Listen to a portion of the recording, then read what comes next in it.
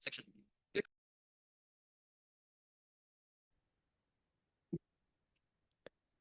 Hi, everyone. Welcome to today's Gifted World Masterclass. I'm Siddharth. I'm one of the organizers of Gifted World, and it's really encouraging to see all of you out here today. I'll just tell you a little bit about our platform, and then we will move on to the content of today's session. So Gifted World, as you can see on my screen, is a website that we started in January of this year. Our goal is to enable students, parents, teachers to have the community, have the resources so that they can achieve their full potential. We do this through a couple of ways.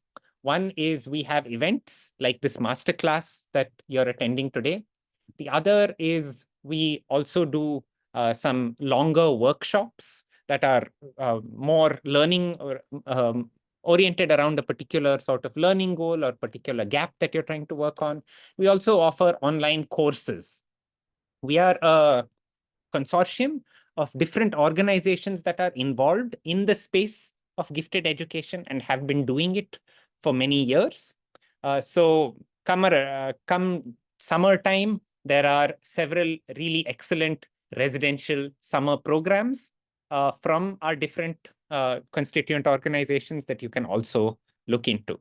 Basically, we want to be a space where you feel like you can make friends, you can learn, and you can grow. That brings us to today's session. Today's session, which is being led by Karthik Raghavan.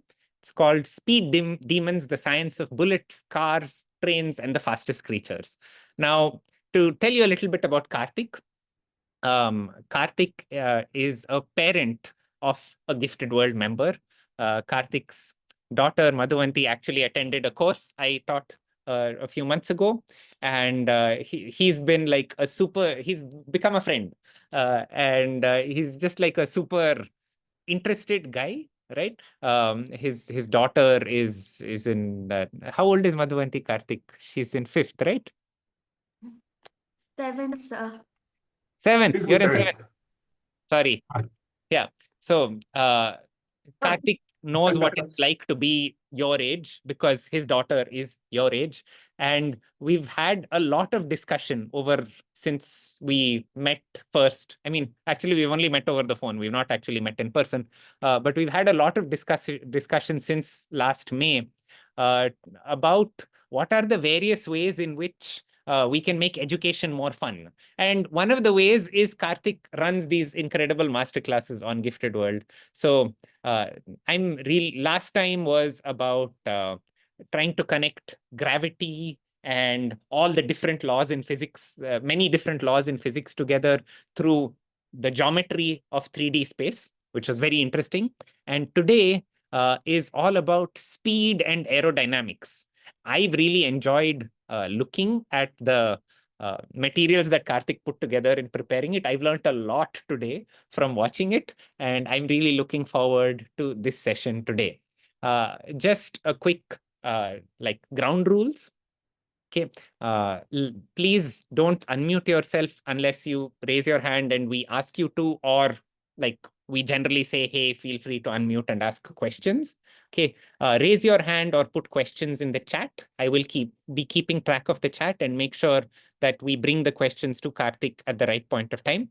And finally, let's just all be kind and respectful to each other in the chat. Okay, feel free to use, this is your community space. Feel free to use it, but also let's be kind and respectful to each other. So with that, over to Karthik. Thanks, Siddharth. It's a nice welcome. Let me start sharing.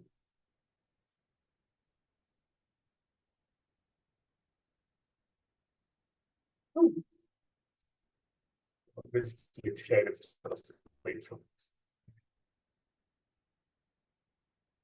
Okay, so audio test, video test.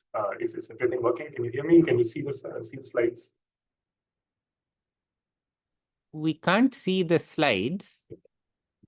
Oh, you can't see the slides yet? Let me see. No, I don't think you're sharing it.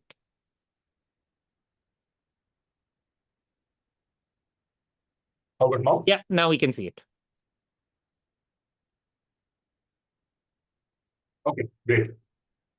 Yeah, there is some road repair work going on outside the apartment, and internet has been a little bit flaky. So if my voice breaks up, please do let me know and I can just back up and do it again. All right. So yeah, welcome to the session. We're going to talk about aerodynamics and speed and some underlying principles around that. So I've been preparing for this session for a week, and one of the things that I realized is that there are a lot of surprising parallels between aerodynamics and Ramayana. So for one, both are epic in all forms of the word, all meanings of the word. They are really awesome. Both of them are awesome, and both of them are long. Like they are massive topics. They're great fun. Both of them are fun. I also realized that nobody truly understands aerodynamics. Everyone gets a fair idea of it, but things can get quite complex, right? Something as simple as why does a golf ball have dimples, or why does a ball swing, has math behind it that is difficult to compute even with a computer, right? So and the physics is approximate beyond the point. And the best part is, just like the Ramayana, uh, everyone has a story of it, right? Like everyone has a version, their favorite version, and it's all slightly different. And what I've realized through my prep is that everyone has a story of aerodynamics as well, for the same question of why does a plane fly or why does a ball swing. And each person's story is different. So this is also going to be a version of it. So what we are going to try to do in the next hour and a quarter or so is, as a first step, I want to give you folks a mental model to think about an object moving through air, right? It's a very deceptively simple idea. You have an object moving through air, or in fact, it could be any fluid, anything that flows. It could be air, it could be water, it could be honey, it could be it's anything that flows, right? And it could be any object. It does not necessarily have to be a particular shape or type, even though we will talk about specific shapes and types through this session. So once we build that generic mental model, it's kind of like a Swiss Army knife, right? Like you know what a Swiss Army knife is. There is a scissors, there is a knife, there is a screwdriver. So it's a single tool that you can apply to multiple different instances. So what we want to do is basically build a model like that we can then apply to a few different situations and try to see if we can reason through some of the things that we see in daily life. So the goal is to introduce the idea to you all and spark some curiosity for you to go back and learn further. This is not going to be a mathematically accurate thing, and the time is just too short to be precise. And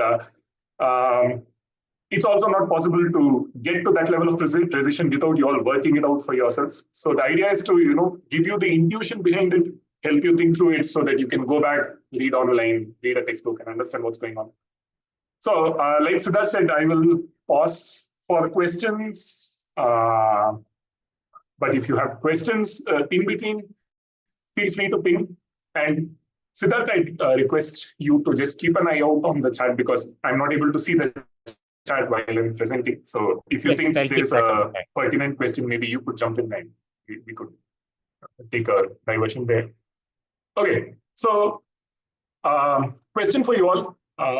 Which grade are you currently in? I know some of you mentioned your grades. I missed it. So just to get a sense for the kind of audience we have today, could you just go on chat and mention your grades? I can actually just quickly run a poll of that. Oh yeah, sure. Yeah, that'll be great. Yeah. So there's a poll up. You can just quickly fill it out. Also, giving us your email address helps us just get in touch with you.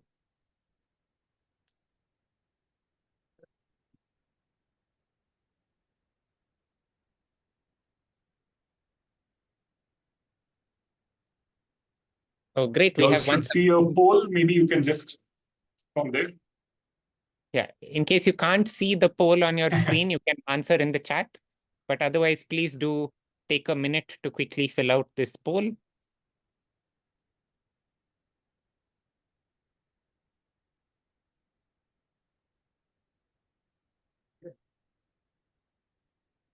Siddharth, one of these days we should do a normal distribution session also for these polls.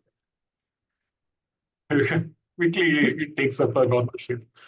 Yeah. But There's no worries if you don't see the poll, just post on chat. you can just post in the chat in case you're not able to see the poll. I'll wait another 30 seconds so that you have enough time to fill it out.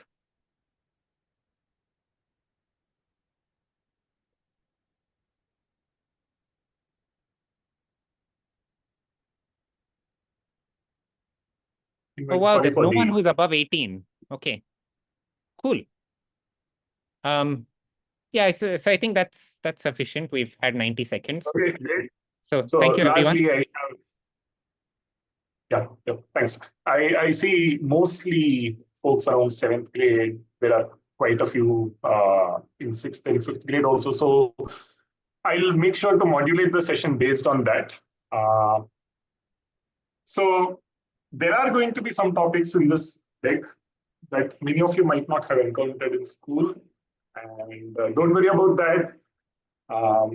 I have this cute little owl on the slide. If you see this, then it's probably, it requires certain principles that you might not have encountered before. If you don't understand that slide, don't worry about it. This picture means that it's addressed for some of the older kids, and I will have a slightly simplified summary of it towards the end of that section. So if you see this, give it a shot, but if you don't follow it, it's fine. Right? So this is an interesting quote that I saw as I was doing my prep for this. Philippe Spallar is a big shot at Boeing, and apparently he said that it's easy to explain how a rocket works, but explaining how a wing works takes a rocket scientist, right? So, and it's not just a humorous thing. I think it is true. All that I have seen the last couple of weeks, it's a complicated thing.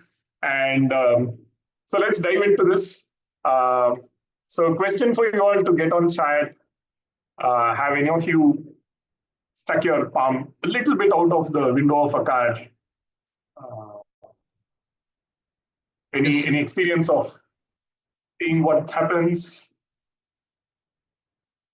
Yeah, there are a good number of yeses here. Okay, great. Yeah. I see a bunch of yeses. Yeah. Oh, someone has even stuck their head out. Be careful about that.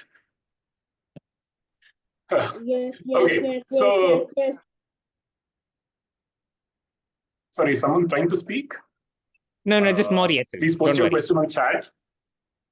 Okay, great. So yeah, before we get into that, safety is important. Please do this with your parents supervising it because things can get dangerous.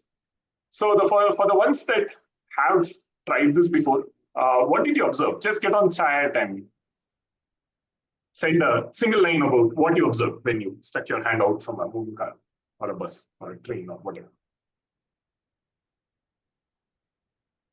It's a little complex, so you can raise your hand and we'll ask you to unmute so that it's faster. Okay, Rian, your hand is up. So I saw that when I stuck my hand out of the window, it kind of pushed my hand back as soon as it came out, and yeah. Okay, thanks, Rian. Anyone has something different to add to the answer? I see Riansh.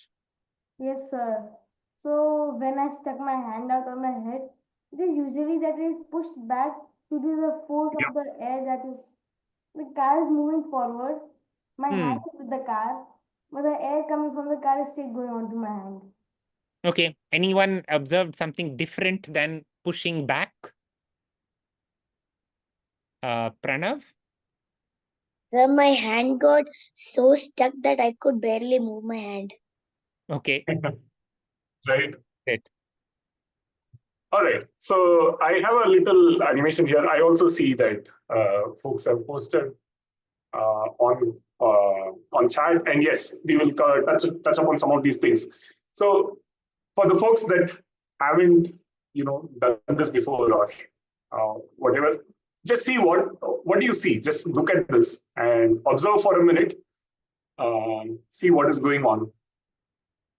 Oops, I have a weird box here. Sorry about that. So the car is moving in the direction of this arrow, and there is wind hitting the hand, right? So like many of you have said, it was very windy, very gusty, very strong wind hitting your hand. That's correct. And the interesting thing is, many of you said that your hand is being pushed back. But if you look at this carefully, it is not just getting pushed back, right? It is getting pushed at a diagonal angle back and upwards, right? Folks that said your hand got pushed back, maybe you want to recollect how the experience was and think back on whether it was just straight back or was it more at an angle? Because sometimes it could be straight back, sometimes it could be at an angle. But in this picture, for example, the hand is getting pushed back and upwards. I hope you can see that, right? So like we said, the hand is going back and up. So there are two things that are happening. The hand is going back. The hand is also lifting up, right? I hope you can see that. So the diagonal is essentially two directions. So the hand is going at a diagonal, but there is a backwards movement and an upwards movement together, which become a diagonal movement, right? Anything else you see? Any other forces acting on it other than these two? I'll just pause. Oh, nice. Someone says that when they experiment with how the angle of the hand changes the amount of force. I love that response, Ashray. Yeah, I mean, it's awesome that you want to set up an experiment and try it out. You should definitely do that and try to see what you observe. Right. Okay, great. Kavin says gravity pulls it down. Perfect. Rishan, your hand is up. Yes. If you could briefly tell. So what I think is that the person he is using his own force, the muscular force, to pull his hand forward, Right. like trying to counteract the wind force. Thanks, Rishan. Perfect. Yeah, thank you so much. I see a few others raising their hands, but I'm just going to go forward. If you have a question, please type it. And if you have a point that we haven't covered it, type it in chat and I'll get to it. So the chat and the comments spoken were correct. So you have this force that is dragging the hand back. You have a force that is lifting the hand up. Then there is a force pulling your hand down. And like someone said, you are expending some muscular force, pushing your hand forward. In fact, if you look from outside the car itself is pushing your hand forward, right? So there are these largely, at a course level, there are these four different forces that are interacting. And what you see is the hand getting pushed back at a diagonal, right?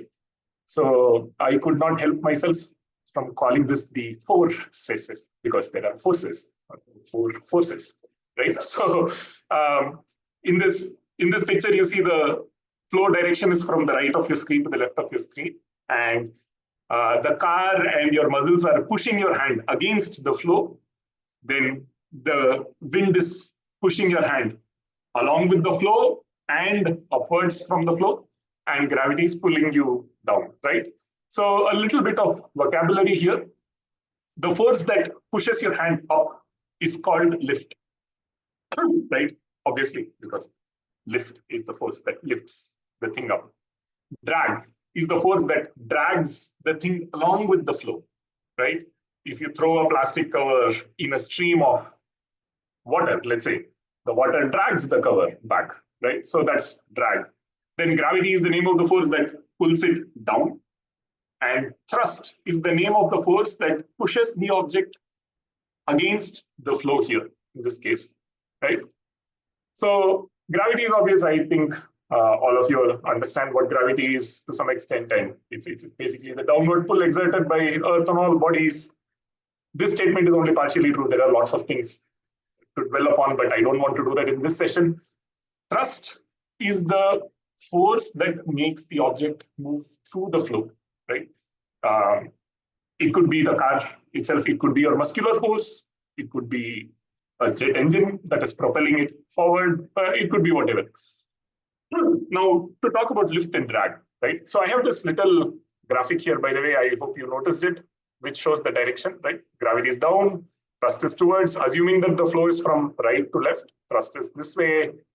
Lift and drag are the forces that go perpendicular and along with the direction of the flow, right? Now, let's say to get you an intuition for what causes lift and what causes drag, right? This is a very casual explanation for what causes these forces.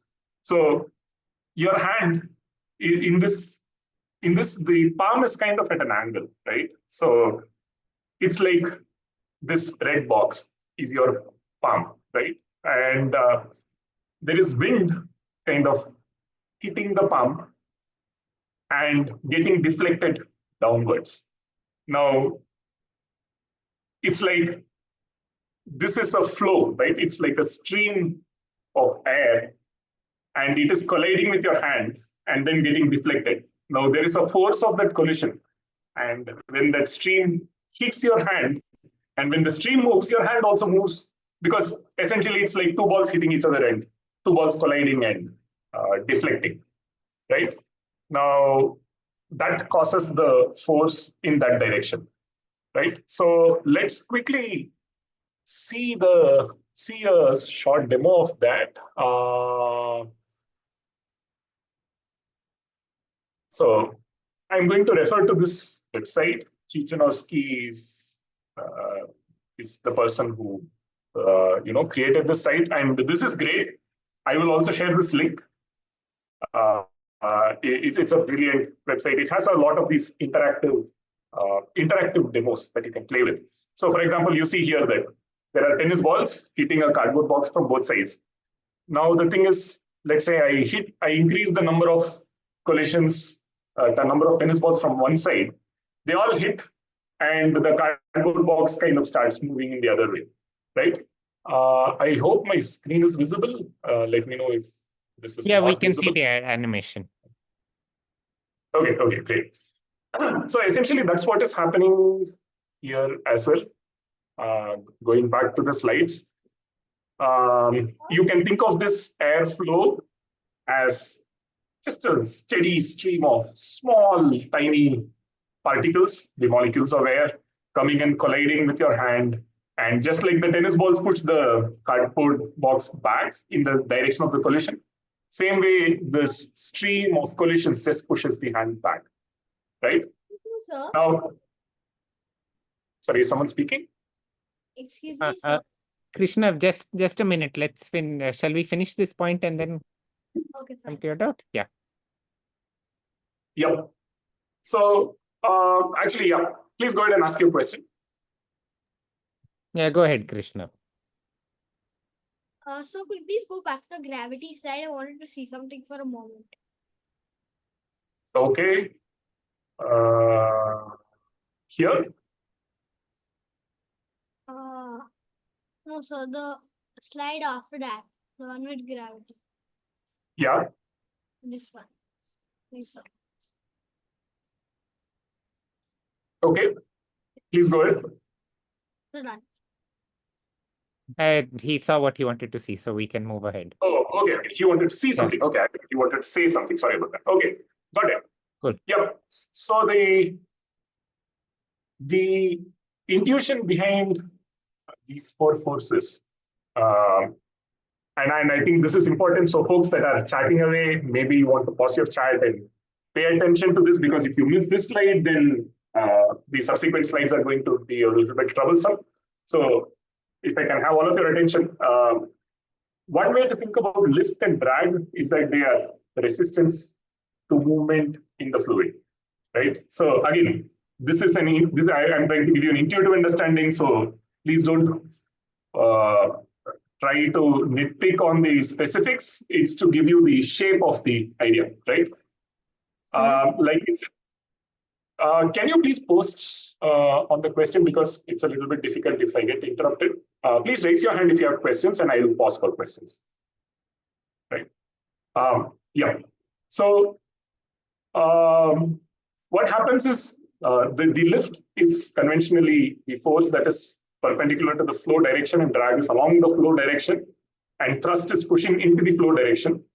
So lift and drag are resistances against the flow in some sense, and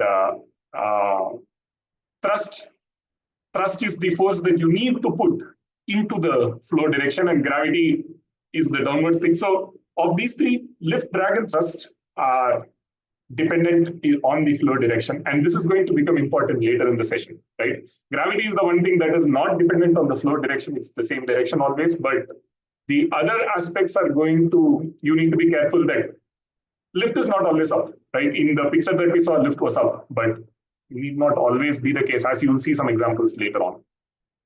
Right? Now, I want to show you a short video and see if you can guess what might be going on. I don't need you to answer right away, but think about this, right? So there is an object here. It's there is a dark brown cup, and in that there is a light brown kind of a cardboard piece or a cork, if you will, right? Like a bottle stopper kind of thing, but it's very light. Now you need to remove the cork from the cup without touching the piece, without touching the cup or the table or anything. So this is not a trick question. So don't tell me that you will lift the table and ulta it, or it's not about clever lawyering through the problem. But the question is, how would you remove the piece from this cup without touching anything? Right? So think about it. We will come to this at some point, but it's I'll just pause for a few seconds to let you think about it and imagine what the solution might be.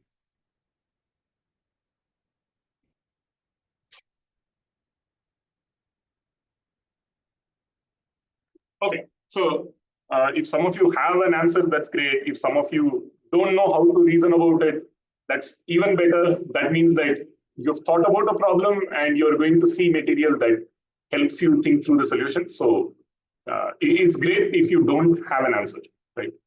So we spoke about what causes lift, but that's a very simplified view of it.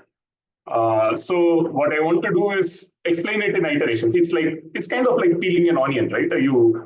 You have a layer, you remove a layer, there's another layer inside. You remove a layer, there is a third layer inside, and keeps on going. So we peeled the outermost layer of what lift is, but let's go look at the next layer, right? I don't know if you all have a piece of paper handy. If you don't, it's fine. But if you do, try keeping the piece of paper like this and blowing.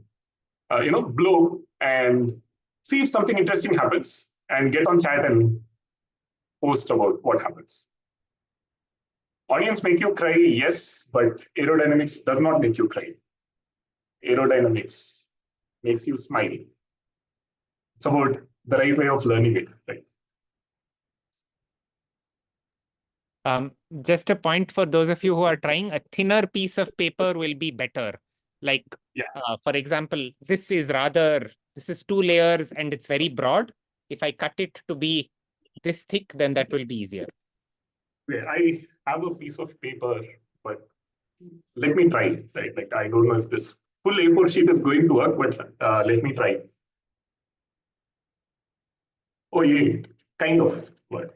So you see the paper is down and I'm blowing above the paper.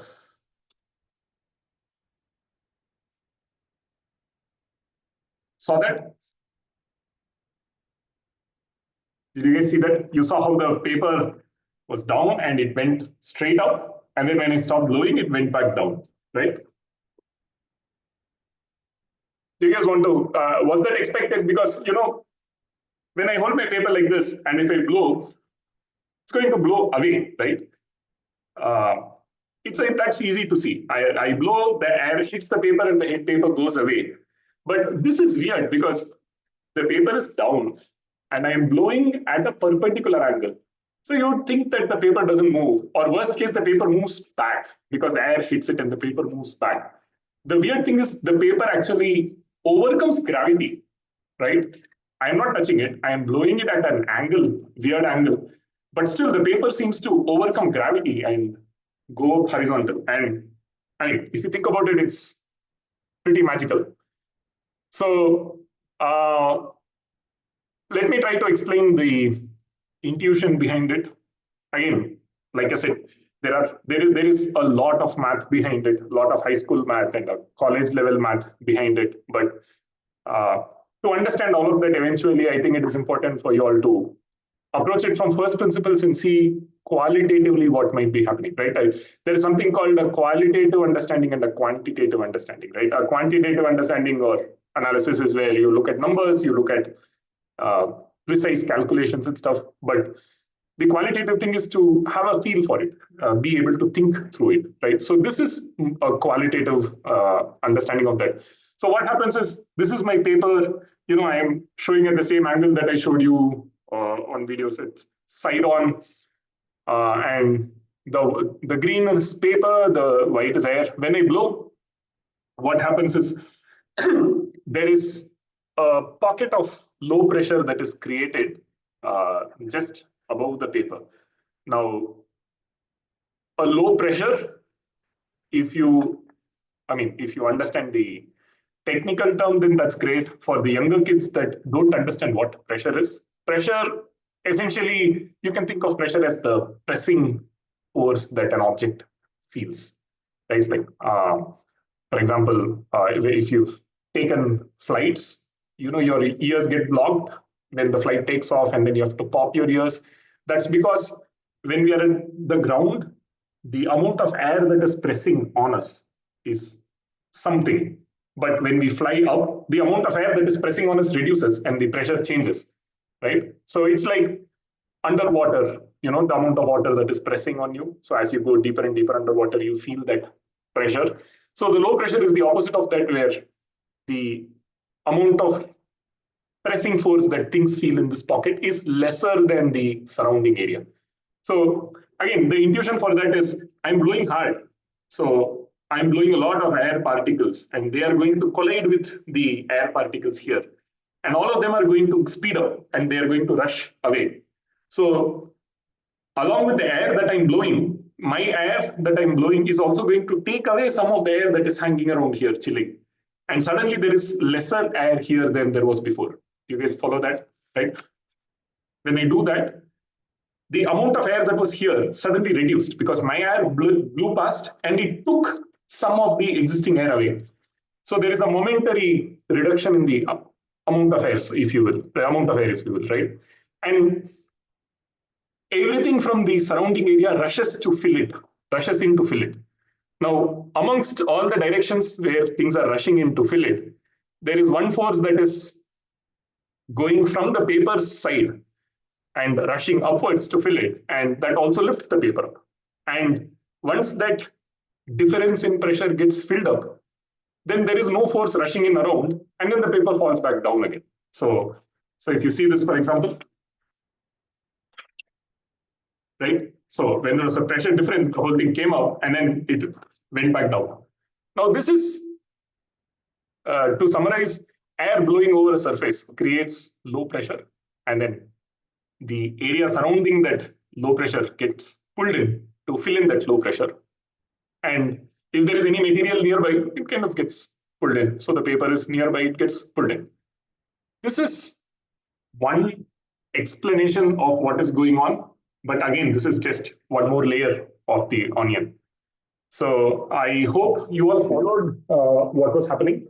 If you did, then just post a question. I'll wait for 10 seconds. Just post a question on chat if you have a question.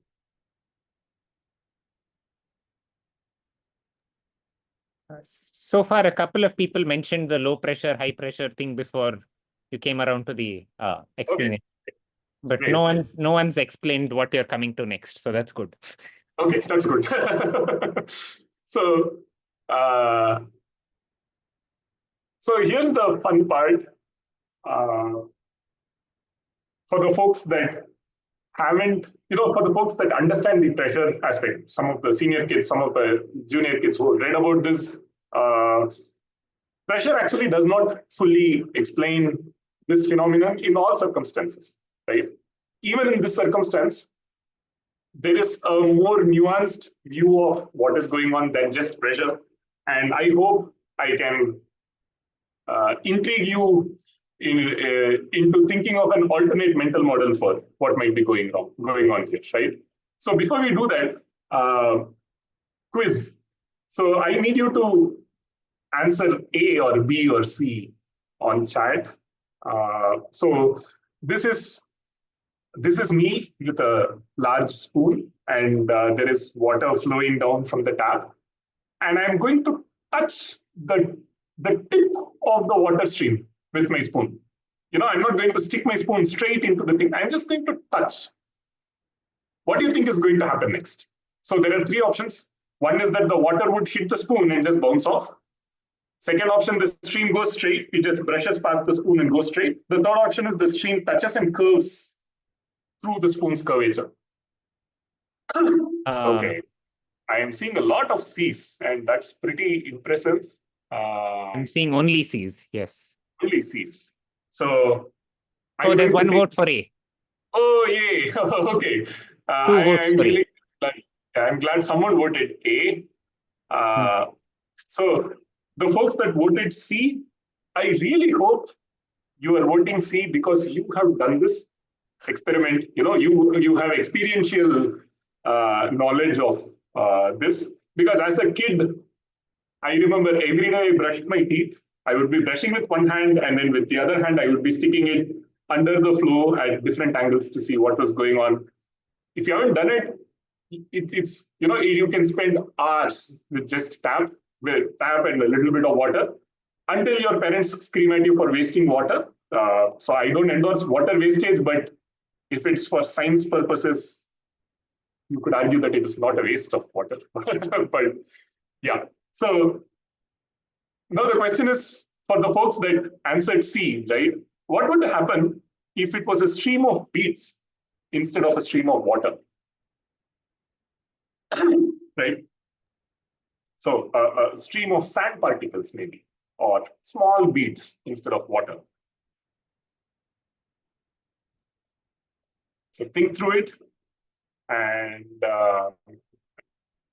while you guys think through it, I'm going to switch to a video. Yes, I got it. Okay, so I'm going to play the video. So you see, I hope the video is fine. I'm just we can see it. Okay, great. So I'm just touching and removing the spoon out. I hope you see what's happening. Right, the whole stream deflects and it curves around the curvature of the spoon, and then till the spoon it curves around the spoon, and then after that it does not go straight. It kind of takes a reverse curve and flows down. So the second part is easy to think through because it's parabolic, right? Like any object you throw, a ball or a piece of whatever. So you throw, it takes that curve, a parabolic curve, and falls to ground. So essentially, it is something similar happening here for the second half after the spoon. But look at the interesting thing that's happening once it comes into contact with the spoon. Right? So I'm going to go back to the slides and. Karthik, there was one question saying, what happens if you put the tap on full? Oh, beautiful question. I spent a lot of time yesterday trying all of that. I tried changing the speed of water. The other thing I tried changing was applying oil to the base of the spoon to make it more slippery. Because someone said, I see someone is saying laminar flows, I see someone saying surface tension, I see someone saying nice bathroom. But yeah, this is laminar flow, by the way. I have tested this with turbulent flows as well as laminar flows, and turbulent flows also stick the same way as laminar flows. I tried with oil. Unfortunately, I could not get a conclusive answer because the oil got washed off the moment I stuck it under the flow. Right? What else? The speed. Yeah. So when I hold on to the question about speed, that's actually a very interesting question, and maybe we can try to reason through what might happen after you understand the intuition for what is going on now. Right? That's a pretty good question, and we should come back to it. So if it were a stream of beads, right? So this blue arrow is the line of water and coming into contact with the spoon, right? What we saw was the green arrow. It was actually deflecting towards the spoon.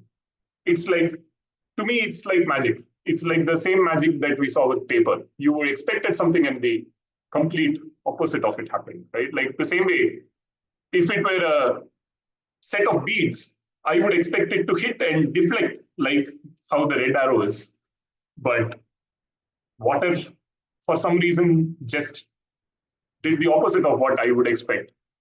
And the other interesting thing that you probably are not able to see in the video is that the water stream also sped up a little bit. Not only did it get deflected, but it also sped up. The speed went up just a little bit, right? And the difference in speed was, the speed up was different based on the spoon that I was trying with.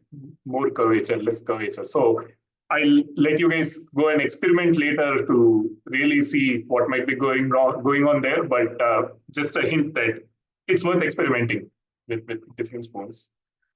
So let me try to share some intuition for why the flow curves. There is a lot of precise physics. There is a lot of precise math. There is something called the Bernoulli's theorem. There is something called the Coanda effect. So I have all of that at the end of the slide for further reading. But like I keep saying, the objective here is to try and give you all a way to reason through what might be going on, right? Like have that understanding. So water molecules are somewhat sticky.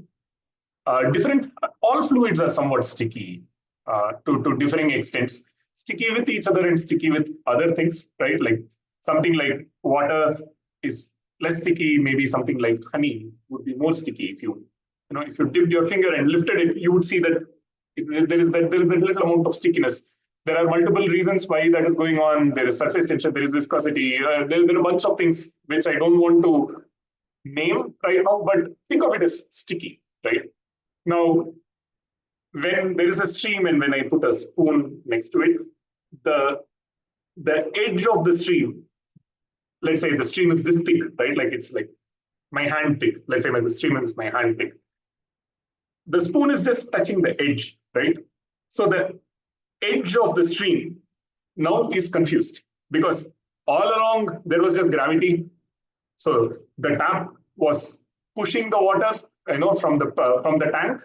The overhead tank is at some height and your tap is at a lower height. So there's gravity that is accelerating the water from the tank to your tap. And the moment you open it, it falls, right? And gravity further continues to act. And it was clear. There was no confusion for that water. But the moment I touch it, now it is confused because it wants to go straight down because gravity is down. But it also wants to stick to the surface of the spoon and curve.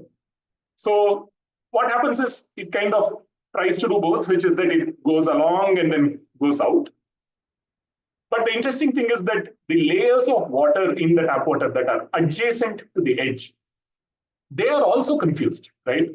They also want to go straight down. But then this stream is curving. So they want to stick to this stream. So they also start curving. So it's like, I don't know, in office, if we are a gang of colleagues, and if one of us goes for coffee, we drag everyone else, right? I'm sure in school you guys would do the same thing. If one of you is going to the canteen for lunch, you would grab 3 people. You all go there together. So the same thing, right? Like there is one stream going, and then the other streams want to stick to it, and they also start bending, and that's why the whole stream bends, even though the rest of the stream is not in contact with the spoon, right? There is a little bit. By the way, notice the owl picture for the younger kids. It's fine if you guys don't quite follow. I'm going to summarize this in a simpler form later. Now, there is also this intuition for why the stream speeds up. And this is a little bit more harder to appreciate. So stay with me here. From the tap till the spoon, there was just one force acting on it, which was gravity, right? But now that the spoon is present, there are actually 2 forces. There is more force acting on water, right? There is that stickiness force acting on water. And because of that, it is turning. And there is acceleration for the older kids that have already seen what velocity is, what acceleration is, and what momentum is, and all of that. I don't know, maybe 7th graders, 8th graders, you studied this in school. Acceleration is the rate of change of velocity, right? So you would think that when something speeds up, it is accelerating, and that is correct, right? But it's important to note that velocity is a vector, which means it has a quantity and a direction. And the speed is the quantity, and there is a direction to it. And when the direction changes, even though the speed does not change, it is still considered as acceleration because velocity changes, and change of velocity is acceleration. Now, because there is acceleration, there are other effects that are happening, which I tried to simplify but could not simplify. But so I'm going to have to ask you to believe me here for the first time. Till now, I hope you were able to convince yourselves of what was going on. But for the first time, you have to believe someone, right? When there is acceleration and when there is more force, sometimes there is also an increase in velocity. So for the ones that want to really read more about this, there is something called the Bernoulli's theorem. You can go and look at it. But essentially, if there is more force, intuitively you can think that the speed changes. So this is the closest approximation that I could come up with. So let's say you're walking along a train and you see this pole. I have never been able to resist myself from doing this. I hope you all do this as well, but I strongly encourage you if you don't. If you're walking straight at a steady state, at a regular speed, the amount of force is constant. But then the moment you see this, the moment you start grabbing it and you swing, you are now exerting a pull on the rod, right? You are now adding more force. It's not just your legs force that is taking you forward. You are now using your muscles, hand muscles, to pull at the rod and pull yourself towards the rod. So there is an extra force that is pulling your body towards the rod, but some component of that force is also going to make you move faster. Does that make sense? Right? So you would walk, and then when you swing, you would actually move a little bit faster. So that's the kind of acceleration that you can think of that thing as. So you could think of this pole as the spoon and this guy as the stream of water, and kind of speeds up around the curve. Not very precise. I know some of you will be unhappy with that, but I hope it gave you a way to think about it. Now, what do we know till now? Right? We know that the spoon attracts water, so the water should attract the spoon back.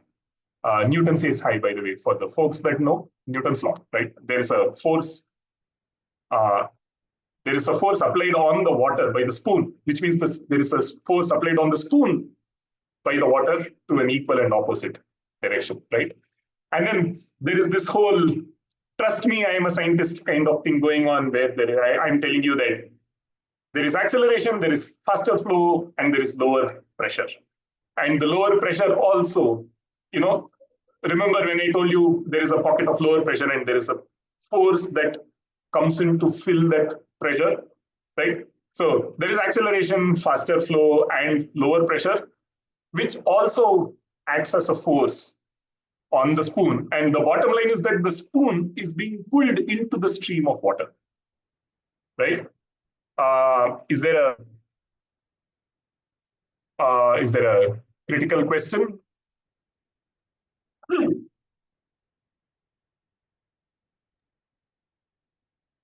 There are no hands up. Okay, Oh, no, great. Pranav is just saying a thumbs up. Okay, great. Yep. All right. So we will have, if we have some time to chat, if I get done sooner, we'll have some time to chat. And I see that someone is asking, how do you have time to study this? We can chat. I can tell you how I get time to study this because I keep studying this even now.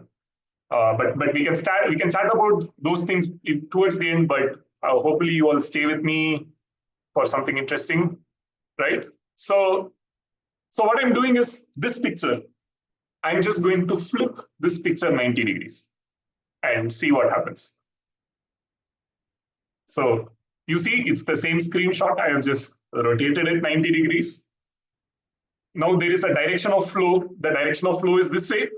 And then there is a lift upwards, right? So the folks that spoke about lower pressure, I'm going to switch off the fan once again so that I can show this. So the folks that told me that there is lower pressure pulling this up, try and see if you can relate the last 5 minutes of explanation to this. So when I'm blowing, there is a stream of air that is coming from my mouth. So if I just blow into thin air, it's a straight line. But if I keep the paper just near my mouth and blow, it's exactly like water and spoon. I hope you see the similarities, right? And the flow of air will actually try to stick to the paper and curve. And as you can see from this slide, when there is a curving flow, it provides a lift because of the reasons that we spoke about. So what actually happens is that I blow, the air actually curves around the paper, and that provides lift, and this lifts up. So you will see the tip of this paper wave around. Let me see if I can try that. Didn't work.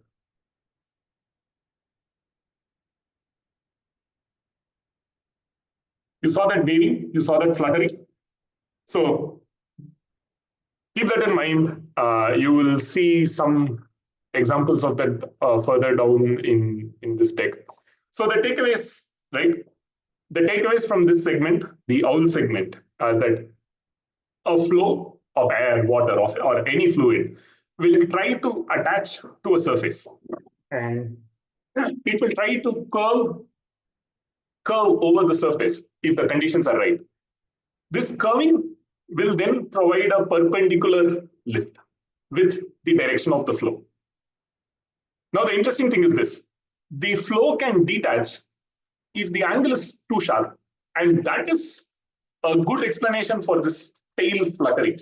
So essentially what happens is, by the time it reaches here, maybe the stream has dispersed or whatever, and the flow detaches and this thing starts falling down.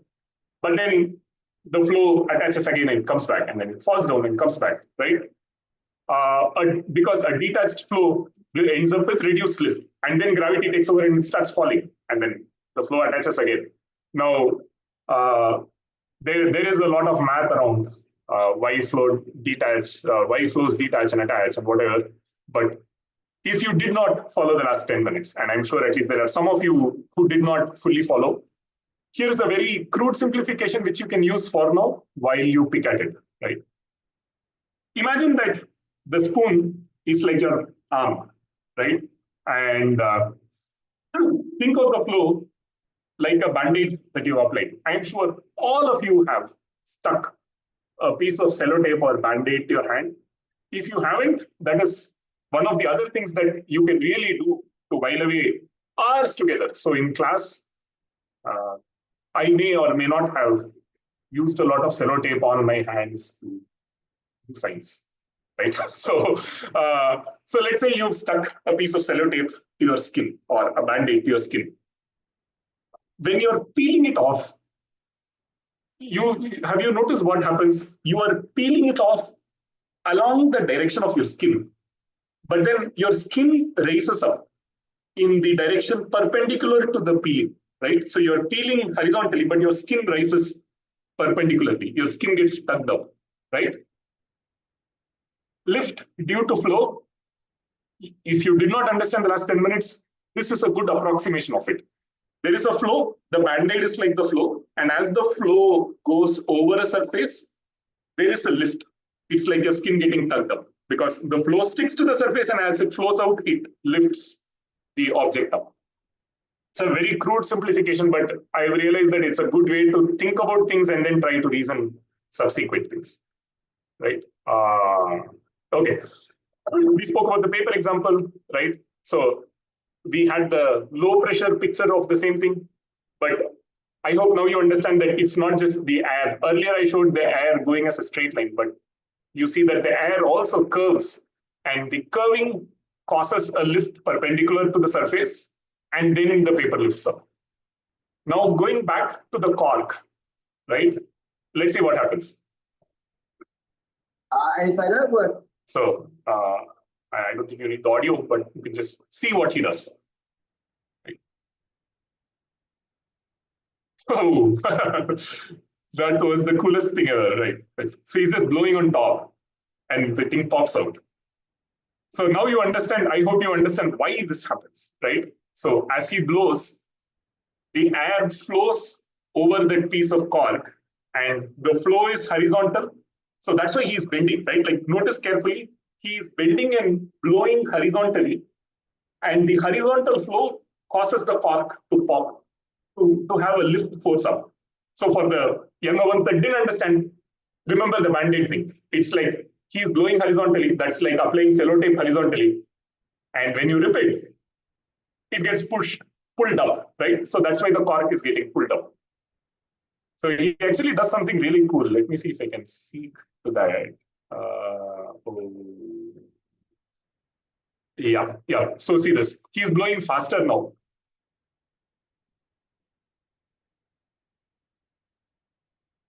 Ooh. I hope you got that. I'll share a link to this video. But yeah. Before I move on to the question of someone asking what happens if you speed up, if you open the tap all the way, right? Like to this question, I just remembered. Someone was asking me what happens if you open it up all the way. So you should try it out. But essentially what happens is that even if you open it up all the way, even if it's very fast, the layer that sticks, the layer that touches the spoon curves along with the spoon, but the adjacent layers are being pushed out from the tap at greater force. So their momentum downwards is a lot more. So the force downwards is a lot more than the attractive force sideways. So essentially what happens is that your stream widens because there are some columns of water that are still going straight, but the guy that is touching the spoon actually is curving. Give it a shot at home. Okay, so I am slightly running behind schedule, so I'm going to keep going. So this is the Chichanowski website that I told you all about. This is great because it has a lot of these interactive diagrams. And someone mentioned airfoil or aerofoil in chat. I just briefly saw a glimpse of it. An airfoil, for the ones that don't know, an airfoil is essentially the shape of the cross section of the wing. So if you take a plain aeroplane wing, and if you slice it like a cake, the shape that you see is called an airfoil.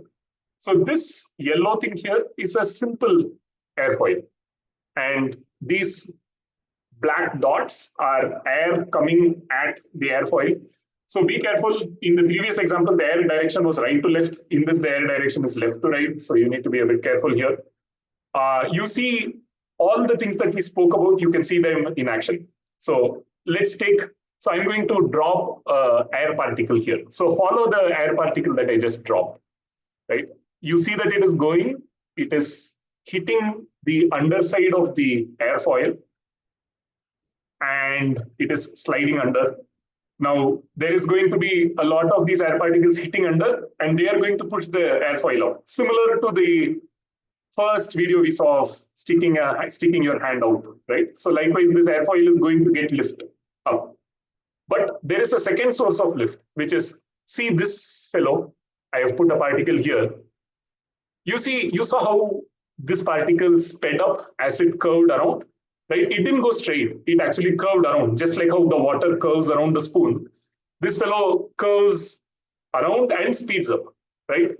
And like I said, there is acceleration, there is curvature of flow, which means there is lift perpendicular to the surface. So essentially, there is this airfoil is getting pushed up from below by this red area, which is an area of high pressure.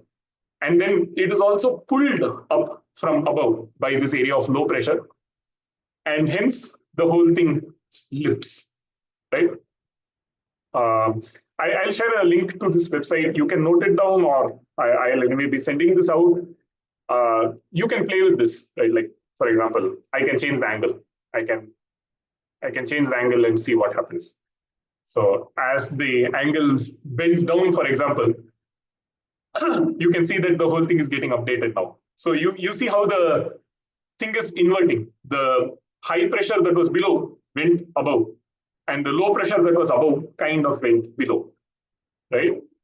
So recap, this is important. We spoke about this, but I just wanted to remind you. I'm going to look at chat quickly to see if there was any critical question. I'm keeping track of it. No worries. Okay. I see Dance of Death. Oh, wow. Okay. Yeah, there's been a solid music discussion going on, but there's also a point that the aeroplane was modeled after the curve of the feather shape in a bird's wing. Nice. We'll get to that. That's a nice point, and we have a slide for it. And there was also a question of, does electrostatics play a role in this? Oh, tough one. It does, but I think it's beyond this discussion because there are already too many forces acting on it. So we should probably keep it for another day. Iron Maiden is one of my favorite bands. That's another topic that we should keep for another day. Hallowed Be Thy Name is better than Dance of Death. If you want to fight me on it, I'm ready. So, okay. So just a recap, you know what we spoke about, lift and drag are resistance to movement. In some sense, thrust is pushing against a flow and gravity is always down. The reason this is important is I promised you that I'm going to give you a few examples where I change the flow direction, right? Let's talk about a few of these examples and let's try to apply these mental models. So we learned about a few different mental models, right? We learned about air being a flow, air being a set of particles that are colliding and causing a reaction. That was one mental. The other mental model that we learned about was air being a flow and the flow not being a straight thing, right? Actually, I should have shown you this also. So I showed you this video. I also need to show you this cool thing. So see here, the thing is lifted. So this is called the angle of attack. And it is the same thing as the previous one I showed you, but it is lifted at a very steep angle. So notice what happens. So when the angle is gentle, you see that the flow is sticking to the surface all along. But when the angle is very steep, you see what is happening here. You see these lines, like this one. You see how it comes unstuck from the surface. And if you remember what I said, the flow attaching to the surface results in a lift, which means conversely, if your flow comes unstuck, then you lose lift. And that's what happened when I was blowing on paper and the paper fluttered, right? You remember that. But here's something interesting happening. Look at these guys chilling here, right? Like if I put a particle here, this one actually goes in the opposite direction, right? If I put a particle here, it's like drifting in the reverse direction. So there is wind blowing in this direction, but there is some circular air movement happening, and this is actually fighting the airflow. So it's very interesting, and this is one of the reasons why you lose that lifting up force, because this area gets pretty chaotic, and you see there is this all circular spiral flows happening. So what that means is if you curve it beyond a point, your force is only going to be the force that is pushing you back. The force that is lifting you, you start losing that force. So you see the red has become bigger here because obviously there is more of the surface that air is hitting. So there is more of pressure here, but the lift from above has reduced. It's an important point to keep in mind that you can't keep tilting and expecting more and more lift. Now, let's talk about how a kite flies, right? So I think it's fairly obvious now that we have discussed all of this.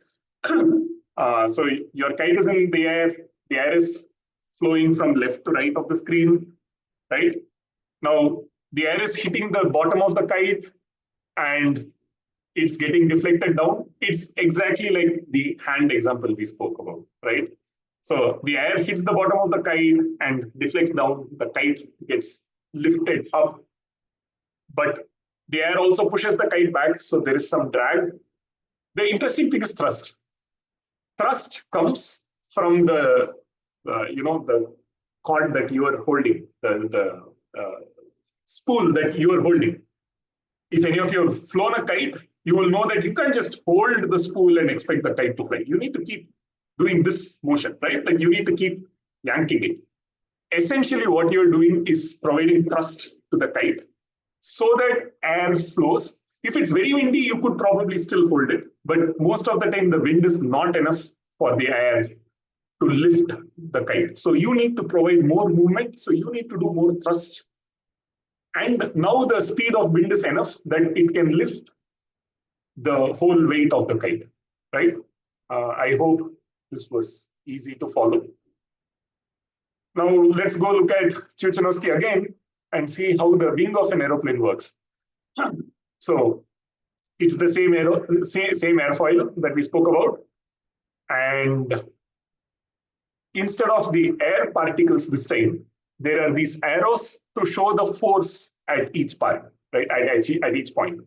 So you see that the force is predominantly on the upper part because it's getting pushed up from below and it is getting pulled up from above.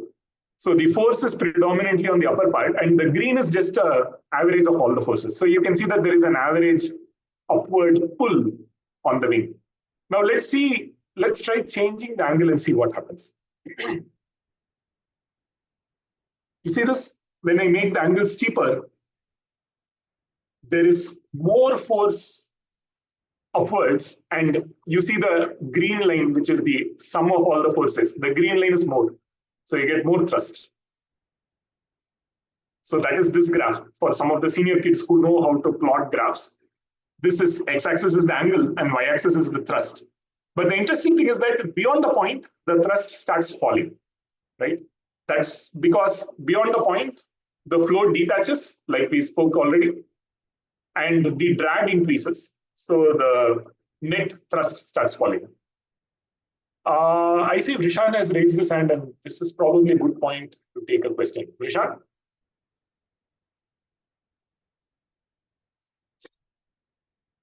Rishan, please unmute yourself and ask your question.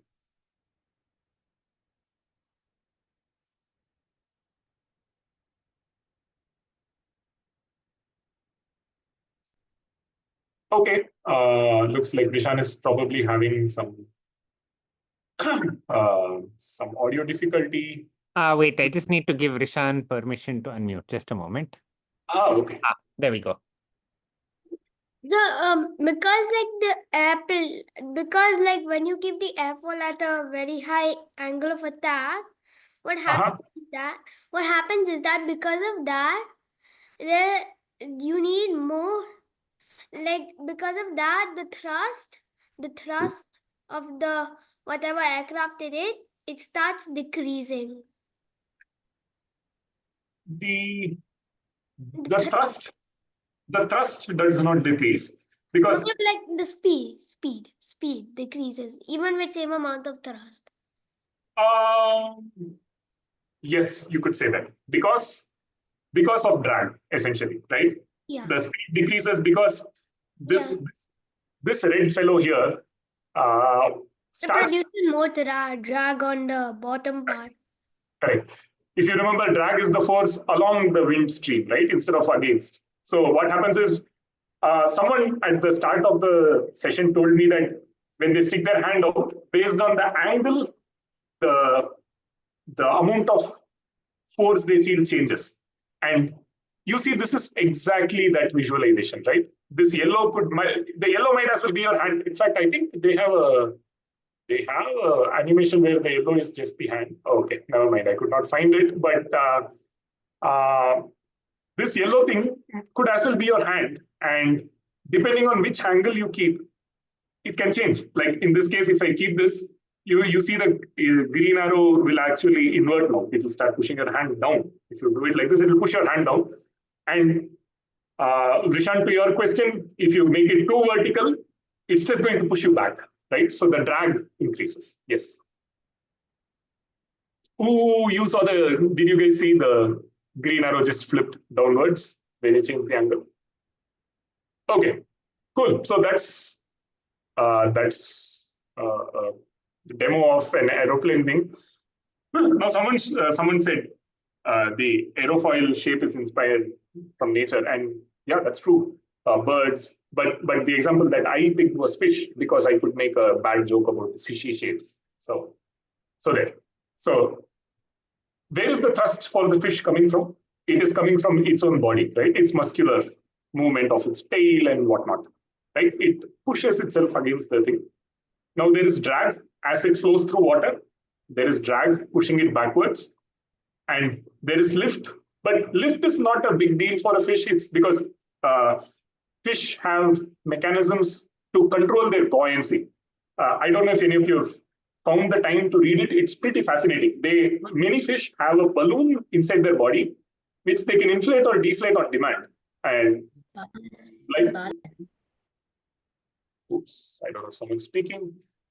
But essentially, by inflating the balloon or deflating it, they control the buoyancy of their bodies, and they can rise up or down, much like a submarine. I hope at least some of you thought of a submarine when I said that. But essentially, it's like a submarine. And for the senior kids who are doing the summer program next year, there is a 3-week course on how you can build your own submarine, where you will have to figure out all of these forces, and it's going to be pretty cool, right? But coming back, if you see the cross section of a fish, it's going to resemble the airfoil very closely, right? The reason is that the goal of this design is to minimize drag. It's not really to maximize lift, because the fish have other mechanisms to control their upward movement. What they want to do is conserve energy when they swim upstream. And the way they conserve energy is they have to fight lesser to swim upstream. And what do they fight? They fight drag, right? Essentially, the goal is to minimize drag. And one of the things that I want to mention is people have experimented putting scales on airplanes to see if, just like fish going through water has less drag, can they put scales on aeroplanes and hope the aeroplane has less drag? And actually, they have found a reduction in drag if they put scales. So you can Google for that. I found that pretty cool. Now, here the flow direction was left to right. Remember, in the hand out of the car, the flow direction was right to left. Here, the flow direction was left to right. I also want to give you an example of the flow direction this way, which is how does a ball swing? Right? It's a popular question. I'm sure a lot of you know the answer to this already. I just want to customize the answer to this discussion that we've had. Right? So, since the airflow is down, essentially for a ball to swing, you first need to have two halves of the ball be of different smoothness and shine. So you need one side to be rough and one side to be smooth. And I'll tell you what happens when they are different, right? So the air flows around the smooth side of the ball and then curves back. I hope this reminds you of the water flowing around the spoon, because it's exactly the same principle here. But here's the fun thing. On the rough side, the air that is curving is more sticky to the ball. The flow sticks to the ball more.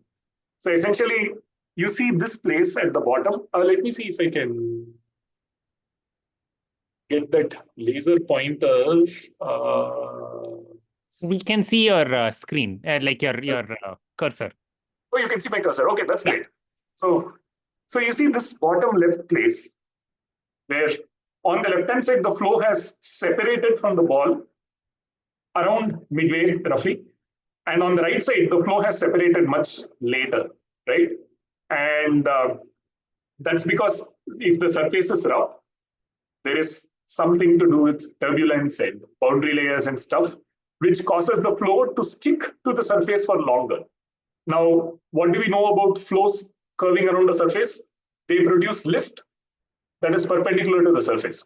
Now, this side, the right side, has the flow sticking longer than the left side, which means you will generate lift on the right side, and essentially the ball will swing this way.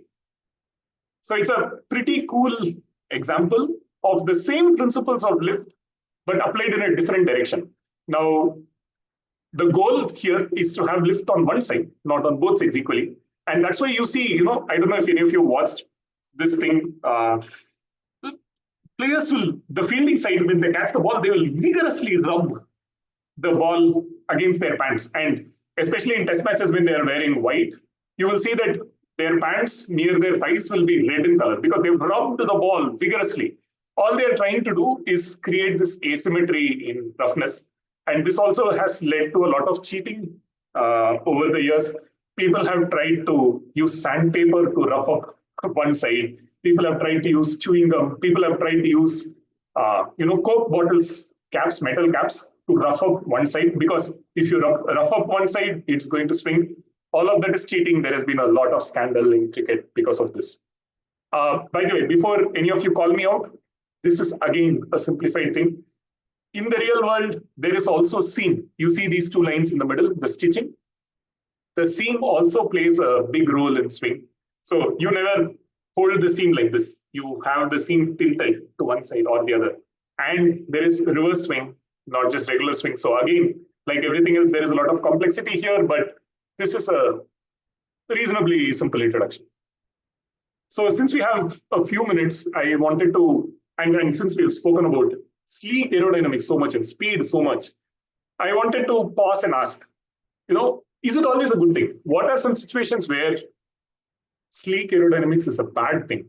Or ask the different way, what are some situations where we deliberately want bad aerodynamics? So please type on chat. And folks who are doing random chit chat, I'm requesting you to pause for a bit because someone might want to answer the question and I want to see the answer. So can you all think about where you want bad aerodynamics?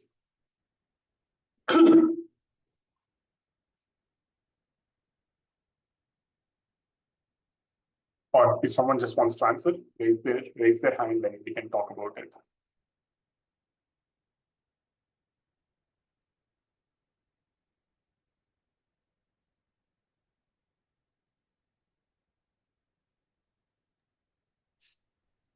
So places where you want to slow water down and where cars cannot fly. Parachute. Nice. Yes, nice answers. Yes, we will get to it. I'll pause for 10 more seconds in case somebody else wants to answer. But meanwhile, how do you make these puns, sir? Varun, I am really honored. That was the best compliment. Dad jokes are an art, and you really have to become a dad to become good at dad jokes. Or you might be good at dad jokes, but wait till you become a dad and you become really good at dad jokes. And moms also make great dad jokers. So, yeah, parachute, cars. Hand is up. Yes, Siddharth. Wait, let me ask him to unmute. Go ahead, Siddharth. Brakes on aircrafts. What's that? The brakes on aircrafts. Yep. Cool. Nice answer as well. Okay, so I kind of guessed that some of you might be giving these guesses, so I made slides for it already. So parachutes. And this is interesting because let's say you're flying on a plane and you jump off a plane. The flow direction is actually upwards because you're carrying through. Oops. Just give me a minute. My tube light is dimmed. Yes, now it is black.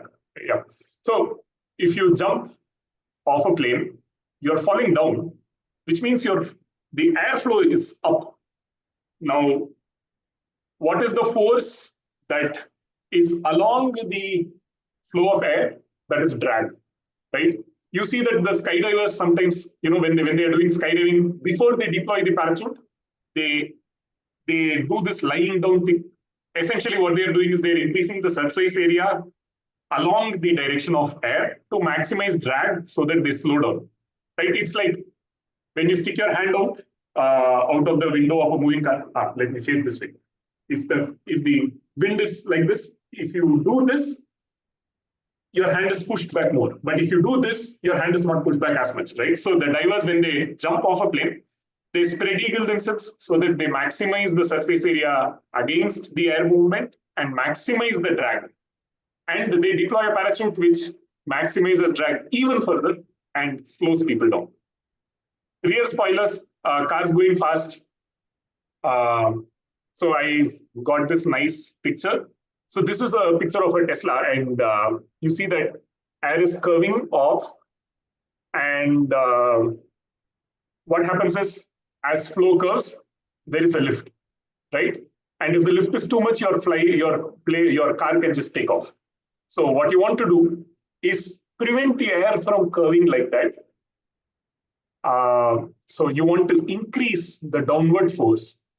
What is the downward force? It is gravity in this case. Now, you could make your car heavier and increase the downward force, because obviously, but then you lose a lot of other things as well. So what you do is you put a little wing like this called a spoiler.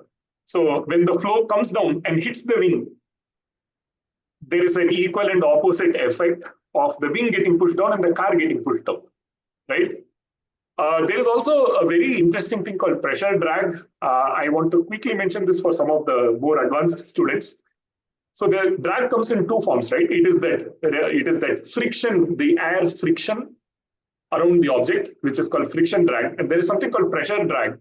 So you see this blue vortex here. It's a vortex of low pressure. So the best way to explain it is, if you're in an apartment, go to the swimming pool, stick your hand in and do this, right? Just push your hand forward. You will see swirls behind your hand. So this is essentially that swirl. It's a swirl of low pressure, which is sucking the car backwards. And that is a form of drag, right? Because it is sucking the car backwards. Now, with a spoiler, you see how the blue vortex is much weaker. It breaks up the airflow so that suction effect behind the car is not created. So that reduces drag. And when the drag is reduced, you get more mileage, obviously, right? It's because you have to spend lesser petrol to fight against the wind because drag is lesser. But is there another way to increase downforce without increasing drag? So I want to show this really cool video. You can just read through the subtitles. You can watch the full video offline, but talk about aerodynamics and downforce and currently. Yeah, so I listen to videos at 2x. Sorry about that. Let me reduce this. Yes. So they are comparing this car. It's called McMurtry Spaling. Sounds like a German car. They're comparing it to Porsche's GT3 RS, which is one of the fastest cars out there, right?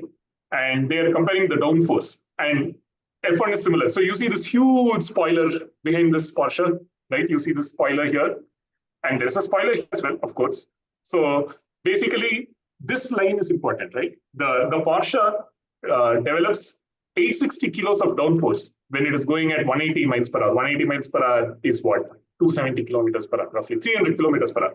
So when the Porsche is going at 300 kilometers per hour, it feels like it adds 860 more kgs to its weight. Essentially, the downforce is 860 kgs more. But look at this guy. This one, all of the aerodynamics help it create a drag, create the downforce.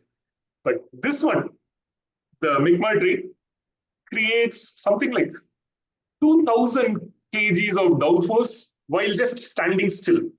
So the Porsche requires that air flow to create that drag and that downforce. But this one, just by standing still, creates 2 tons of additional drag. And it's not that heavy. So the reason is that they have a big vacuum cleaner inside. I mean, it's not your home vacuum cleaner like Eureka Forbes, but essentially it's a big vacuum cleaner inside, which is sucking air from the floor and pushing it outwards. So obviously, you've seen that vacuum cleaner sucks things inside, right? So they are creating downforce through suction. And because of that, the stats of this car are just incredible. I mean, there was this cute video where this guy, this GT3 was, yeah, see, look at the cargo, and that is GT3. That's one of the fastest cars on the planet. And see, it is slowly catching up. You see, that one McMurray has gone somewhere, and this GT3 is slowly catching up. So that's a cool little way of increasing downforce without changing the aerodynamics of your car. And so we have a fun little contest for you. Thank you for staying all along. And I think I have managed to end the presentation almost on time. So I just want to announce this challenge. Go back. I want you to try and build a paper plane from scratch, right? Take a piece of A4 paper and build a paper plane that does a loop. So if you can do that and send a video of it, we'll do a prize. And before you think it is impossible, I want to show you this video of this is me and my son, and not a good time to have internet issues. Sorry, give me a minute.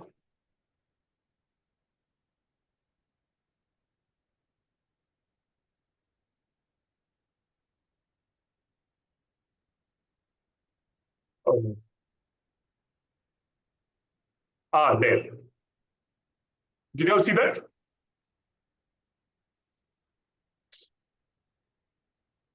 So it's you see what it's doing? I'm throwing it upwards, but it just goes on a straight loop and comes back near my hand or almost to my hand in some cases. And zero failure rate, right? I did this 10 times, I'm just playing it again.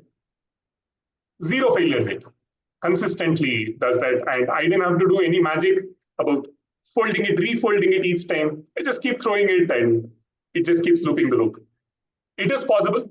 It is tough, but you learn a lot about aerodynamics if you try this experiment, and you have a lot of fun. And if you manage to do that, awesome. We will send you a prize over. So yeah, I still haven't populated all of the links. I will put out these links and maybe share it with Siddharth, and he might be sending this out. Other than that, I didn't have anything else to share. Thanks, Karthik. The chat has been very, very active. As Karthik said, do send us these videos. You can send it to janani@giftedworld.org. I put the email in the chat, and I'll also include this in the email that goes out to all of you with the slides that Karthik shared. Many of you were asking for so some of you who are slightly older or more advanced were asking for more advanced material like the latter half of this presentation has been. And so for that, I just want to sort of point out these courses that are coming up. The dates might change a bit because right now we scheduled all of these for January, but we realized that it might be better to do it during the December break when you guys are free. So there are those of you who are looking for more advanced stuff. There's a senior track course on physics and generative AI and mathematics that are all being taught by like people who are essentially university professors or better, and who have been teaching for far longer than university professors, because many university professors are terrible teachers and these are good teachers. Okay, I say this from personal experience. We also have junior track courses in science and math that I will be running. So with that, I want to thank Karthik for putting this together. It's been a lot of fun, but also there's time for questions if folks are interested in questions. Yep. I see one point while all of you think about your questions. Someone is saying you need the breeze to be blowing for it to loop. You know, breeze blowing gets you a lot of lift, because think back to the flow that I was talking about. So if your paper plane is this way and if there is a breeze this way, then if you just tilt it a little bit, more breeze, more lift. So that is true for everything, right? Like a breeze does not necessarily help you to loop. A breeze just helps you glide or fly longer. You still need to mess with the aerodynamics of the plane for it to actually loop. Okay, Ashay.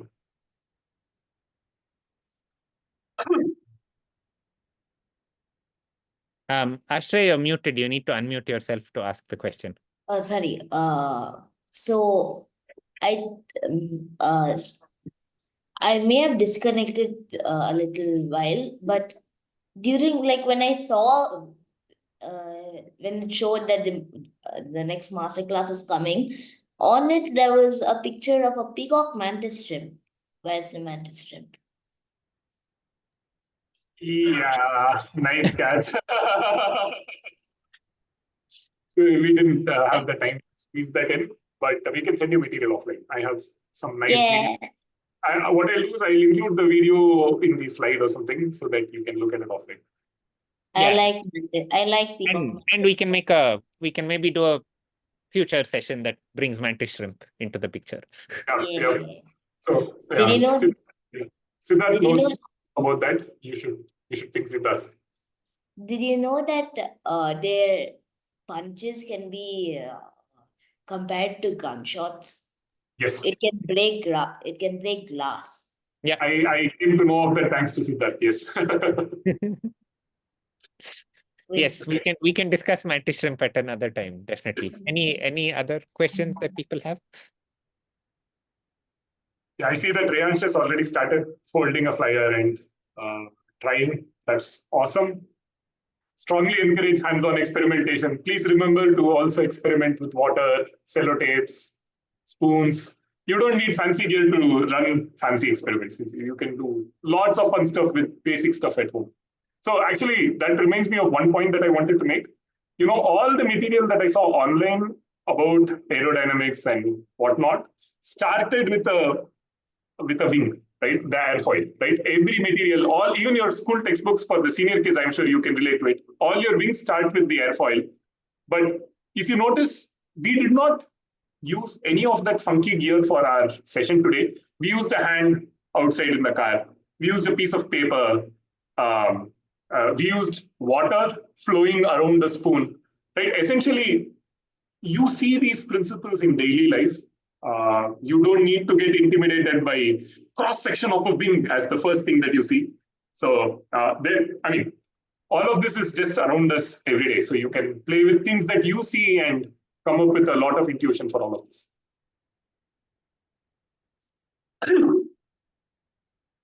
Cool. If that's it for the questions, I requested everyone to take the chance to, let's say, bye, and let's say thank you to Karthik for this amazing session.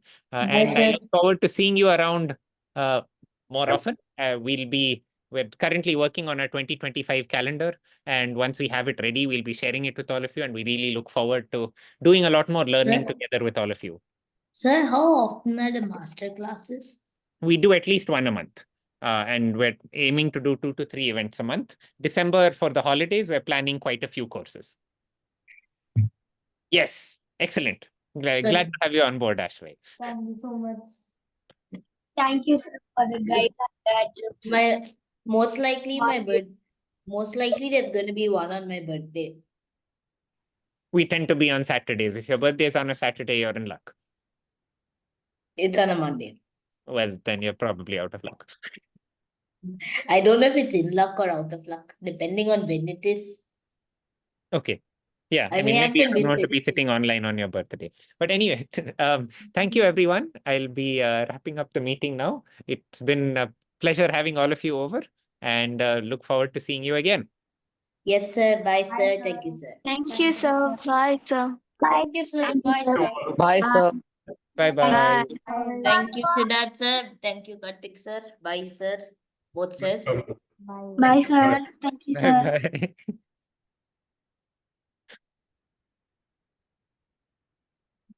Want to talk to Karthik? Yeah, 1 minute. Bye, sir. Thank you, sir. Bye. Bye-bye. I'm just figuring out how to waiting room people. Great. All right. Thanks, Ah, Sugat.